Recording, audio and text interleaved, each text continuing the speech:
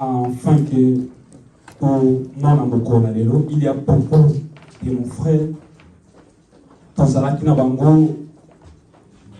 peut-être dimanche passé va se rassembler quelque part pour la gloire et ensemble, mais dans le moment où peut-être belé baladi na ba mort ba misusu na ba hôpitaux ba misusu pour la compagnie na ba accident ba perdre même ba partir en zone. Mais Dieu par son amour a dit qu'il a ngala yokolo en fait que tout le monde a mokolo lelo. Est-ce que le coup de ma sanjoli ils sont capables de pareil. Semaine passée nous avons parlé, notre thème c'était moi et ma maison nous servirons l'Éternel. C'était ça notre thème le dimanche passé. Nzambe apesaki na biso ba mise en garde oyo bongaki nenga na yo totambola na yango. Tolobaki Dieu c'est un Dieu saint qui aime la sainteté. Tolobaki Dieu c'est un Dieu jaloux qui n'aime pas la c'est un Dieu jaloux oyo alingaka tosangisa ye na makambo misusu te na banzambe misusu te azala unique na genre na ye. Et tolobaki aussi c'est un Dieu qui aime le respect, un Dieu qui aime la fidélité et un Dieu qui aime l'intégrité. C'était ça un peu à grosso modo où ezalaki contenu à matin à la la semaine passée. Moi et ma maison nous servirons l'Éternel. Amen. Léo, Dieu nous fait encore grâce de parler de quelque chose de très important que Dieu nous a inspiré. Notre thème de ce matin, c'est tiré dans le livre de Jean, épître de Jean. Jean chapitre 11, versets 40 à 44. Jean chapitre 11, versets 40 à 44. C'est une belle histoire que tout le monde connaît. Nous pouvons lire ça. Veuillez vous mettre debout, s'il vous plaît. Jean chapitre 11. Jean chapitre 11, verset 40 à 44. Je lis au nom de Jésus. Amen. Jésus lui dit, n'ai-je pas dit que si tu crois, tu verras la gloire de Dieu? Amen. Ils ôtèrent donc la pierre et Jésus leva les yeux en haut et dit, Père, je te rends grâce de ce que tu m'as exaucé. Pour moi, je savais que tu m'exauces toujours. Mais je parle à cause de la foule qui m'entoure, afin qu'ils croient que c'est toi qui m'as envoyé. Ayant dit cela, il cria d'une voix forte, Lazare, sors! Et les morts sortis, les pieds et les mains liés des bandes, et les visages enveloppés d'un linge. Jésus leur dit, déliez-les et laissez-les aller. Amen. Amen. Amen. Amen. Amen. Notre thème de ce matin, c'est déliez-les et laissez-les aller. Amen. Déliez-les et laissez-les aller. C'est ça notre thème de ce matin. Bofungulaye, botikaye, akieta. Amen. Voilà. Comme je disais au début, c'est une histoire, une belle histoire. Oh. Tout ce que plusieurs fois. À chaque fois que vous avez un ensemble là, tu comptes ça raconte ça quand on peut la carte à prière na biso.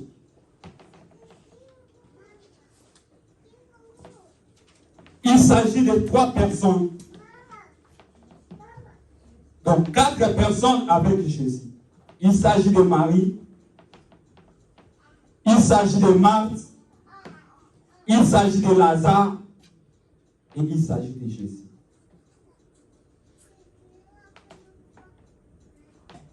Lazare, il était un homme. Il était né dans une famille avec 2 sœurs.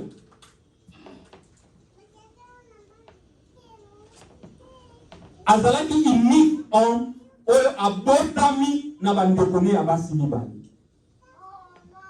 Vous savez, dans une famille, ceux qui botami basi mibale mobali moko, l'homme là, il est plus aimé na bandekone ya basi.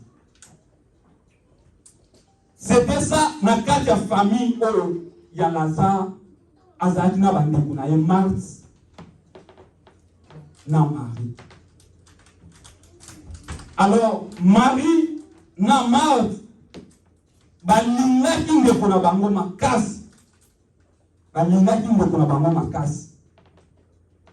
La Bible ne nous parle pas de ses parents. On sous-entend que mes parents na bango, je pense qu'ils étaient déjà morts. Parce que la Bible nous parle de 3 personnes dans cette famille, Lazare, Marthe et Marie. Alors, bandeko misato na famille na bango, ils avaient aussi un ami. Oh, la Bible nous confirme que cet ami-là les aimait beaucoup.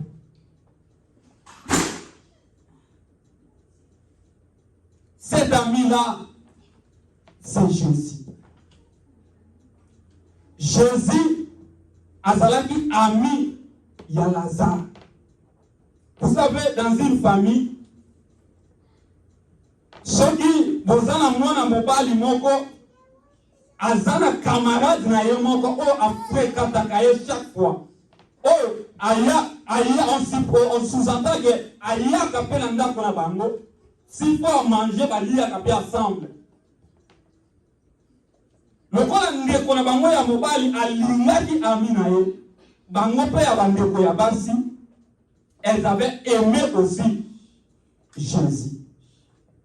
Parce que Jésus azalaki ami ya frère na bango, ami ya ndeko na bango. C'est un peu impossible que camarade intime ya ndeko na bino ya mobali azala ennemi ya ndeko na azala ennemi ya bino ba ndeko na ye. C'est un peu impossible. Moi je sous-entends que balingaki pe makasi. Et la Bible nous confirme que Jésus peut alingaki bango makasi. Et la Bible appelle Lazare ami intime de Jésus. Amen. Alors, ils arrivaient que Lazare était malade. Lazare était malade. Comme Jésus était son ami intime, moko ya bandeko ya Lazare a quelqu'un informé dans Jésus. La Bible dit que Jésus était en Béthanie.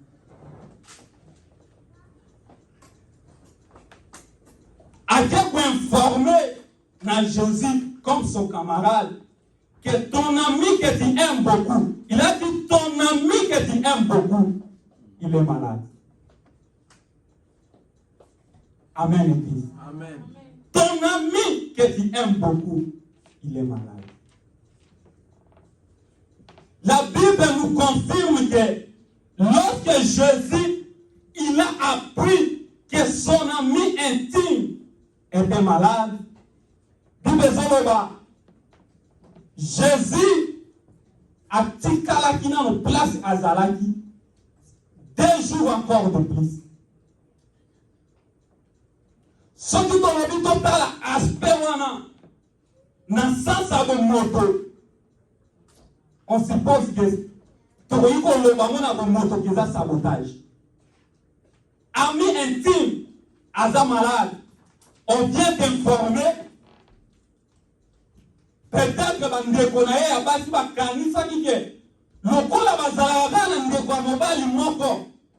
Lokola moto mosusu azate ya mobali. Bakendaki ko informer ami intime. Peut-être que basipozaki que akoya mbangu pour aya koyeba. Mais la Bible nous dit Jésus a dit qu'il a lié encore 2 jours. 2 jours. Ce que ça dit bateau n'a pas de ça sabotage. 2 jours. Les disciples, qu'on rappelait à Jésus. Jésus, ton ami est malade. Jésus a répondu à les disciples, laissez les morts enterrer leurs morts. On a une réponse, et ça, na verset mon sous. Réponse au Jésus a fait ça. Quand les disciples à Jésus, ton ami est malade. Au lieu Jésus, les disciples va descendre pour nous lier au ami intime qui malade. Jésus n'a pas disciple. Tout les gens va forcer qu'il sous kokenda. Kokenda li sous quelque part. C'est-à-dire Lazare a Béli, Lazare a Koufi, Lazare a enterré 4 jours après. Jésus a télémis enfin que Akenda na place ya matanga. Jésus, lorsque allié na lié ya matanga ezalaki akuti bato ebele. Alors Marthe amoni Jésus koya. Marthe alobi na Jésus, soki ozalaki awa ndeko na biso akufite. Amen. Amen. Si tu étais ici, notre frère ne devrait pas mourir. Marthe a komona Marie, pour informer na Marie que Jésus est là. Or, Marthe avandaki na kati ya ndako, Bible ezoloba azalaki na bato ebele oyo bautaki par-ci par-là bayaki koconsoler bango par rapport ya situation ekomaki na kati ya libota na bango. Bato ebele bazalaki wana bayaki koconsoler bango par rapport ya makambo ekomelaki bango. Alors, Jésus, lorsque va informer na Marthe, va informer na Marie abimi aye kokoya na makolo ya Jésus abandi kolia. Pour lui dire que soki ozalaki awa ndenge kona biso akufa te. Amen. Amen. Bien-aimé, verset oyo Matthieu oyo ezali vraiment extrêmement riche. Vraiment extrêmement riche. Jésus, lorsque les disciples rappelaient à Jésus que ton ami est malade, et ça la réponse, moi, Jésus appelle ça qui n'a pas de disciples. Je réjouis de mon absence. Lorsque apprendre situation, alors je réjouis de mon absence. qui veut dire je réjouis de mon absence. Ami na yo intime, malade, azobela. Yo zolo ba disciple ba yepe ko informer yo. Au vendredi 2 jours, sans rien dire. Et puis bazon rappeler les sous na yo, on le dit je réjouis d'être là. Je réjouis de mon absence. Qu'est-ce que ça veut dire? Ça veut dire je réjouis. C'est-à-dire, ça veut dire simplement que nabo moi na moto, nabo moi ya biso ba Kristo, nabo moi na bato na mokili. Soki situation mo soit zo comme la yo, nzambe personne ba je réjouis. C'est parce que nzambe azana na kati ya bomo na yo. Cela veut dire nzambe azana mo sika te kati ya bomo na yo. Alors malheur nyonso comme la yo, azolo ba je me réjouis parce que je ne suis pas là.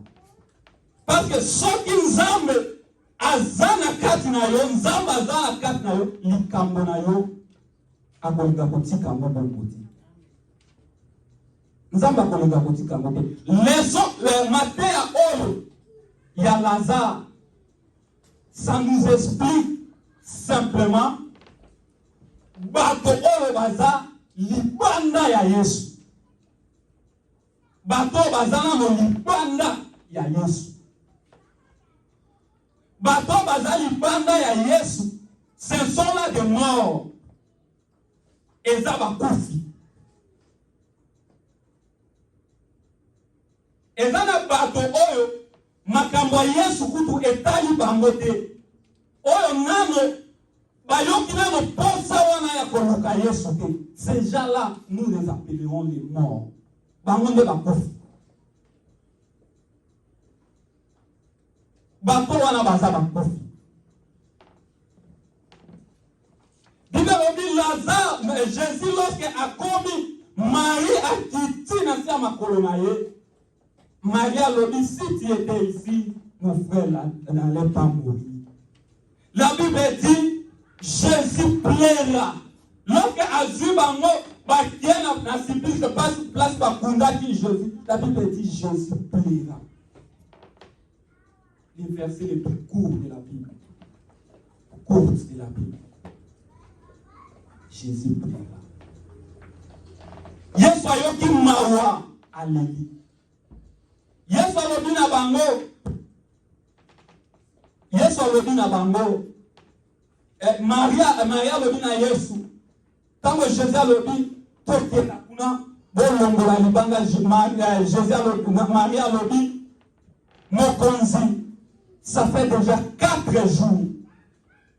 Oh Lazare azalaki déjà enterré. Il sent déjà azobima solo. Bien-aimé dans le Seigneur, il y a des gens, oh, bazo croire dans Yesu que ils savent déjà, bazo bima déjà solo, baza libanda Yesu. Nano pensa wana, et mati kat na bangote. Il sent déjà. Alors, Jésus a lobi na bango.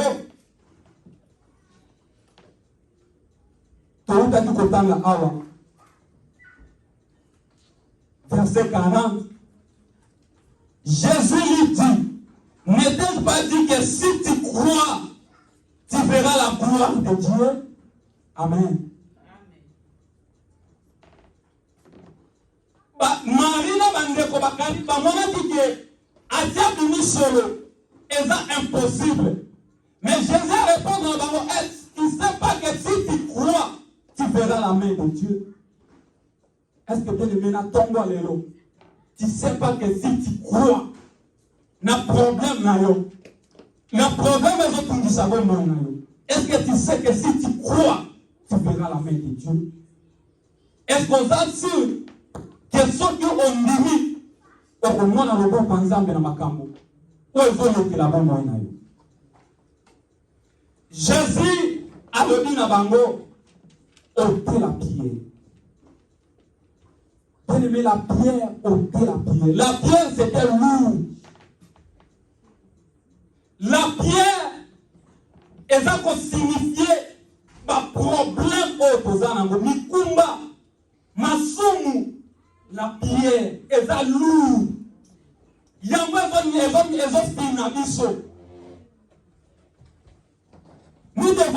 Nous devons d'abord enlever la pierre. La pierre, elle bâtit na grotte où place bakunda qui Lazare. Pierre on les a symbolisé. Biloko oyo ezo séparer biso na Nzambe.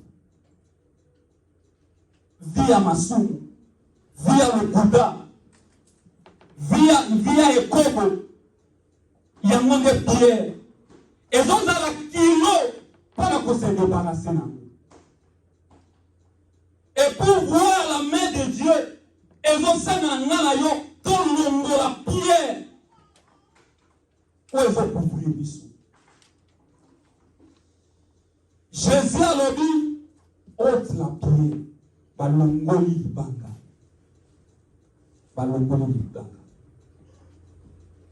Dans le balongoli libanga, la Bible dit, Jésus leva les yeux en haut. Et dit, Père, je te rends grâce de ce que tu m'as exaucé. Pour moi, je savais que tu m'as exaucé toujours. Mais je parle à cause de la foule qui m'a entouré, afin qu'il croie que c'est toi qui m'as envoyé. Amen. Amen. Jésus, alors, à tomber mis sur le colo, il enlève ses yeux vers l'Éternel. La Bible dit, je lève mes yeux vers la montagne et tout me viendra le secours. Lorsque l'Ibangue est à kilo, lorsque ma cambezo est à Kosimbate, il faut tomber la mise sur la licorée par l'ensemble. Obéir l'ensemble. Jésus a dit, Père, je sais que tu m'as déjà exaucé. Mais à cause de la foule, parce que bato nyonso bazalaki na ndako na Marie, bato nyonso bayaki ko consoler libota wana. Lorsque Jésus a le mito kenda kuna na supplique parce bakundaki Lazare, bato nyonso wana foule wana nyonso bayaki derrière bango. Parce que babandaki koloba ye oyo abikisa akumana miso ya baveugle. Est-ce qu'akoki kosala quelque chose de il se posait déjà des questions. C'est-à-dire bayaki na mitema na bango. Un moko bazondima que il peut faire quelque chose. Un moko bazona doute parce que bayebi déjà que afungolaka miso ya baveugle. Est-ce que pour son ami intime, il ne peut pas faire quelque chose?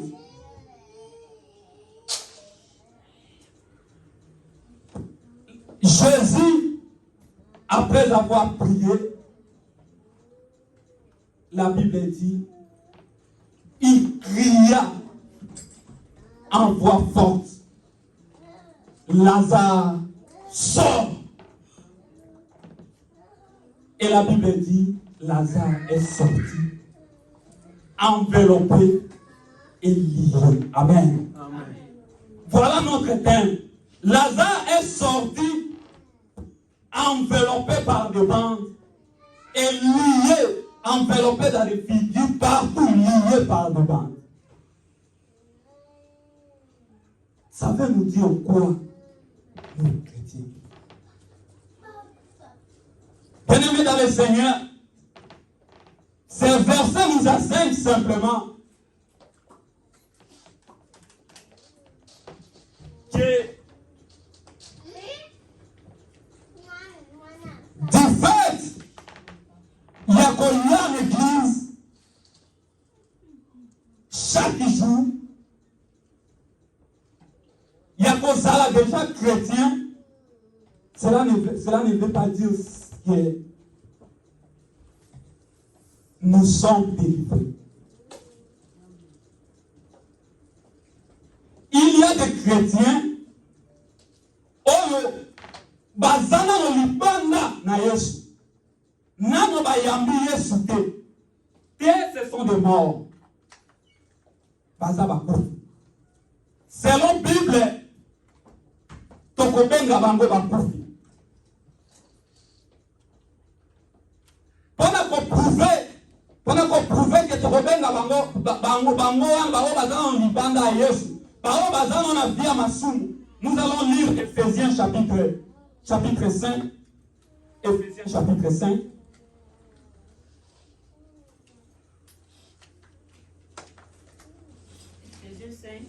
Verset 1. Nous allons sur verset 1 jusqu'à 8. Ma sœur Tanguy sur ma lembe. Jusqu'à 8. Oui. Ephésiens chapitre 5, verset 1 à 8. Amen. Amen. Devenez donc les imitateurs de Dieu, comme les enfants bien-aimés. Amen. Verset 2. Et marchez dans la charité à l'exemple de Christ, qui nous a aimés et qui s'est livré lui-même à Dieu pour nous comme une offrande et un sacrifice de bonne odeur. Amen. Verset 3. Que l'impudicité, qu'aucune espèce d'impureté et que la cupidité ne soit pas même nommée parmi vous, ainsi qu'il convient à des saints. Verset 4. Amen. Qu'on n'attende ni parole d'honnêteté, ni propos insensés, ni plaisanteries, choses qui sont contraires à la bienséance, qu'on attende plutôt des actions de grâce. Amen. Verset 5. Car, sachez-le bien, aucune impudique ou impure ou cupide, c'est-à-dire idolâtre, n'a d'héritage dans le royaume de Dieu, n'a l'héritage dans le royaume de Christ et de Dieu. 6. Que personne ne vous séduise par de vains discours, car c'est à cause de ces choses que la colère de Dieu vient sur les fils de la rébellion. Amen. 7. N'ayez donc aucune part avec eux. 8. Autrefois vous étiez ténèbres et maintenant vous êtes lumière dans le Seigneur. Marchez comme les enfants de lumière. Amen. Amen. C'est ce que moi j'aime beaucoup, ce verset 17. Verset 7. N'ayez donc, c'est Paul qui parle.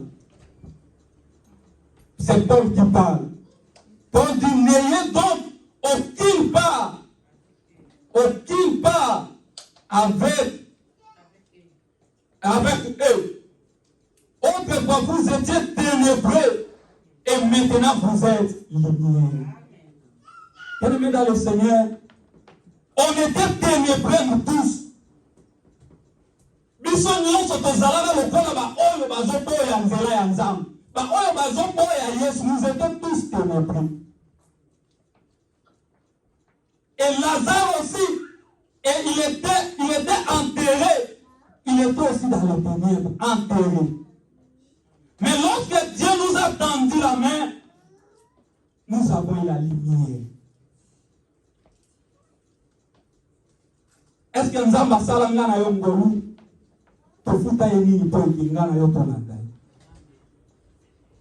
Il y a beaucoup de personnes oyo bazwa ngolu nga na yo tozwa te. C'est pourquoi Nzambe asalaka ngolu na ye na nani alingi mpe oyo alingi te. Dieu nous a tendu la main. Pour que nga na yo tolanda ye.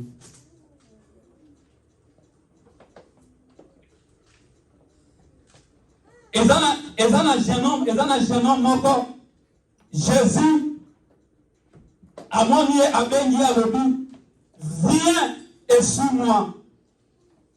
Jeune homme wana yebisi na Jésus zila moke nakende awa nazikita na somba serke nakundana le papa bomona ya nalanda Jésus yebisi laissez les morts appeler les morts. Nana yo tozwa grâce que Nzambe adonda biso. Ngana yo tozwa grâce pour que toyeba nzambe. Eza na bato ebele bazwa grâce wana te. Ngolo wana epesamela bato ebele te. Lazare abimi lié. Jésus a dit, déliez et laissez-les aller. Cela veut dire Kundama ya Lazare, ça signifie bato oyo bazana no musika na Yesu. Bato nano ba ye bazuna no ngolu wana ya koya liboso na Yesu. Malgré bazuna no ngolu wana ya koya liboso na Yesu te, mais Yesu ayebi bango, pe Yesu alingi bango. C'est pour dire que Dieu nous aime, nous tous. Et ça, oyo ayebi Yesu te, na oyo ayebi Yesu, nous avons la ligne.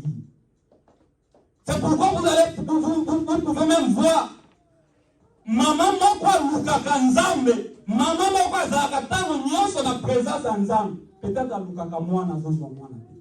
Mais zala moto moko boye azambela ayebi kutu nzambe te, tala bana azozwa.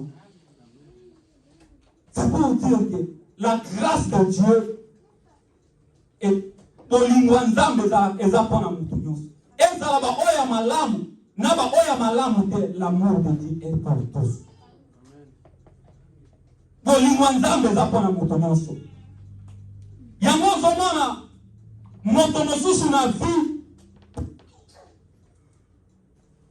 abanda depuis azona mwana moko ya muki abanda ko violer ye fina ezala ko violer atikala kokota ta prison na ko te. Nzambe alingi na mabe na ye nzambe alingi. Moto mosusu akota na métier ya moyibi banda koyiba batikala kokanga ta moko te. Na koyiba na ye nzambe alingi. Moto mosusu vina ye ezalaka kaka kindumba banda kosala kindumba banda kosala kindumba atikala kozwa maladi ata mokolo moko te. Na kindumba na ye nzambe alingi. Mais eza ntango mosusu na moto mosusu asalaka ta via moyibi te, kaka mokolo azomeka nde mokolo akia makala aza na prison, kaka ya liboso aza na prison, et puis aza na prison avanda kuna azosouffrir. C'est pour dire que na bato baza na boroko biso baoyo toza libanda toza malamu te koleka bango. Mais c'est l'amour de Dieu. Bolingo nzambe talaka te, bolingo nzambe ozala na mabe ozala na malamu, bolingo nzambe eza pona biso nyonso. C'est l'amour de Dieu. C'est l'amour de Dieu. Parce que vous voyez mais comment Lazare azalaki ami intime à Jésus, comment azalaki bon. C'est ce qui explique que bolingo nzambe et dans la race. C'est ça l'amour de Dieu. Jésus le dit, déliez-les et laissez-les partir. Ne fallait pas délier Lazare. C'est pour dire que toyaka liboso na nzambe. Tango toye liboso na nzambe tobimi na mokili.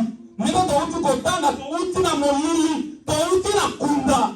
Tobimi nzambe atendre biso main. Abengi biso. Lokola bengaki jeune homme oyo. Laissez les morts. Enterrez leurs morts. Et suis-moi. Ndana yope toyoka mombongo ya nzambe. Quand Dieu dit Lazare sort. Cela veut dire la parole de Dieu nous dit tobima na kati ya mado. C'est ça Lazare sort. Lazare sort, ça veut dire, bien-aimé dans le Seigneur, sort du péché. Péché de Kunda. Péché de Kunda, ils sont entre les pieds. Péché de Kunda. Lorsque Jésus a Lazare sort, c'est ça la parole de Dieu. Ça signifie simplement maloba oyonga na yo kolokaka. C'est pourquoi ezama lamu mingi et bonina ngana yo chaque dimanche pour balingaka maloba, tosepelaka koya koyoka maloba nzambe. Ne reste pas dans la maison de l'ennemi dans le Seigneur. Parce qu'à chaque fois que nous avons comme nzambe, cela explique simplement nzambe azoloba na yo, azotanga ndekombo na yo, c'est lui qui sort, c'est lui qui sort, c'est lui qui sort. Tant que nous avons comme nzambe, nous avons na kati ya kombo. Yango apôtre Paul azoloba, d'autres fois nous étions dans les ténèbres, mais maintenant nous sommes dans la lumière de Christ. Quand nous avons la présence ensemble, nous avons la carte de lumière. Maintenant, nous avons d'autres fois la carte de la ténèbres. Nous avons d'autres fois la carte de molini. Mais du fait qu'il y a Koyoka, Malobana Nzambe, Lazare sort. Nzambe Zoloba na biso topima na kati ya kobo, topima na kati ya lokuta, topima na kati ya impudicité, topima na kati ya makambo mabe. Nous avons attendu tout donner. Nous avons accepté Jésus comme Seigneur et notre Sauveur. Maintenant, il y a quelque chose qui nous reste. Nous devons être déliés. Pourtant, mon Lazare a dit, Jésus a dit, déliez et laissez-les partir. Jésus a dit, j'ai réjoui de mon absence. Parce que j'ai réjoui de mon absence, c'est ce qui signifie simplement que notre oya est dans nos âmes. Nous avons besoin de réjouir dans ma lèvre de communion. Parce que Azana est le côté. Déliez-les et laissez-les partir. C'est ce qui explique notre union sur la première des choses. Ezagana nous avons quitté na kati ya molili, toya na présence ensemble. Parce que toya na présence ensemble, on doit maintenant nous délier. Tout le monde la babiloko oyo ekanga biso. Biloko oyo monguna tia lokola ba limite na ba bina biso. Nous sommes ici, il y a des limites. Nous sommes ici, baba koko na biso, il y a des alliances oyo esalema ba impact, oyo ezala na ba influence na kati ya ba bina biso. Ya monde ba linge oyo kangaki Lazare. Nous devons être déliés. Moto oyo azana na molili, moto azana na lipanda ya Yesu, il ne peut pas être délié. Pour être d'abord délié, tu vas d'abord venir dans la lumière. Au commandant ya Yesu, ne sima ba eba ko délié. Parce que Lazare azalaki nanu na kati ya kufa, ce qui explique que azalaki nanu na kati ya molili. Ne fallait abima nanu na kati ya bakufi akoma ressuscité. Après avoir été ressuscité, qu'on va le délier. C'est ce qui explique que azalaki na no païen, mon dinazana no païen, comme maintenant no yakoma na Yesu, ce qui a commis na Yesu, maintenant on va le délier. C'est pourquoi tout chrétien ou ayak église, il y a des gazana no délier. Il y a des choses où ils ont été déliés. Il y a des choses où ils ont bloqué la vie na biso. Il y a des choses où nous sommes coopérer quatre bafi na biso. C'est pourquoi na lingi que malgré toyaka na présence ensemble, ils ont un linge où ils ont kangana biso. Nous devons être dédiés. Nous devons être dédiés. Nous devons être dédiés. Il y a mon aligné, mon bon allélo. Tout semble là de façon que ton soumission n'a pas ton engagement. Dimanche passé, ma terre en a acheminement. Dimanche passé, ton salaki engagement n'ensemble. Ton renouveler engagement la mission ensemble. C'est ce qui explique que parfois, d'autres fois, tobandaki koya na présence ya Nzambe, mais toyebaki malamu Nzambe wana tobandaki koya na présence. C'est pourquoi dimanche wana bomoni matin na ngezalaki ke to renouveler nanu alliance na biso na Nzambe. C'est pour dire que tout compte en lumière. Tout ça là qu'il faut. Je crois dans le bas qui a voté au Kangami na se et Kangami Nikolo. Dimanche, tout ça là qui alliance Nanza. Nous sommes devenus de la lumière. Donc, il m'a dit na carte à Koufa. Donc, on m'a dit par pardon, non, il se tout renouveler là. Alors aujourd'hui, Dieu maintenant nous parle et tant que ton côté la carte à lumière, ton côté la carte à lumière, Dieu maintenant va nous délier afin que tous à la libre. Tony qu'on a bâti la mission singa, tous à la limite dans la vie na bisobe, il faut tous à la délier. Il y a un objectif, il y a matière à l'élo, et ça que tous à la délier pour que nous ayons tout comme réellement pas chrétien libre. Amen. Amen. Il y a un tolingi kobondela na ntina ya balien na ntina ya makambo nyonso oyo ekangaka bavi na biso mpo ke tokende kosika te oyo ezali image ya balinge oyo bakanga nango bavi na biso parce que tokomi ya Nzambe nous devons vivre dans la lumière de Dieu. Que Dieu vous bénisse et bénisse sa parole au nom de Jésus. Amen. Vous allez vous mettre debout pour le combat de là.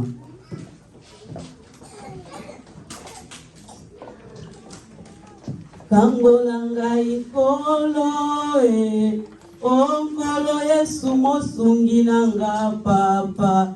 Kangolanga na bika yawe Kangolanga ikolo ekolo Yesu mosungi nanga papa Kangolanga na bika yawe Kangolanga ikolo ekolo Yesu mosungi nanga papa Kangolanga na bika yawe Kangolanga ikolo ekolo Yesu mosungi nanga papa Kangolanga na bika yawe Kangolanga na kindumba Kangolanga na ekobo Kangolanga ikolo okolo Yesu mosungi nanga papa Kangolanga na bika yawe Kangolanga ikolo